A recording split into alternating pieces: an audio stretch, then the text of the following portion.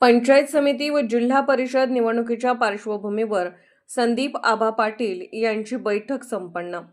सांगलीच्या कवठेमहांकाळ येथे आज पंचायत समिती व जिल्हा परिषदेच्या निवडणुकीच्या पार्श्वभूमीवर शिरडोन येथे संदीप आबा गिड्डे पाटील यांच्या नेतृत्वाखाली निवडणुकीसंदर्भात विचारविनिमय व चर्चा करण्यासाठी महत्त्वपूर्ण बैठक आयोजित करण्यात आली होती.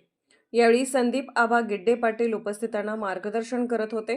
शेतकरी व सर्वसामान्य जनतेच्या प्रश्नांसाठी लढत राहू व आमची भूमिका जनतेपर्यंत पोहोच करू असे मत त्यांनी यावेळी व्यक्त केले.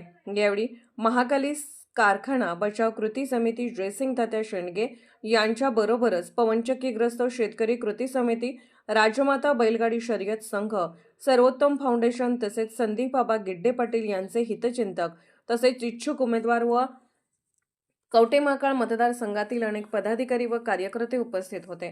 यावेळी उपस्थितांनी संदीप आबा गिड्डे पाटील यांच्या पाठीशी ठामपणे राहू अशी ग्वाही दिली आहे. महाराष्ट्र वेद न्यूजसाठी मुख्य संपादक लक्ष्मण सनगर, कवठेमहांकाळ.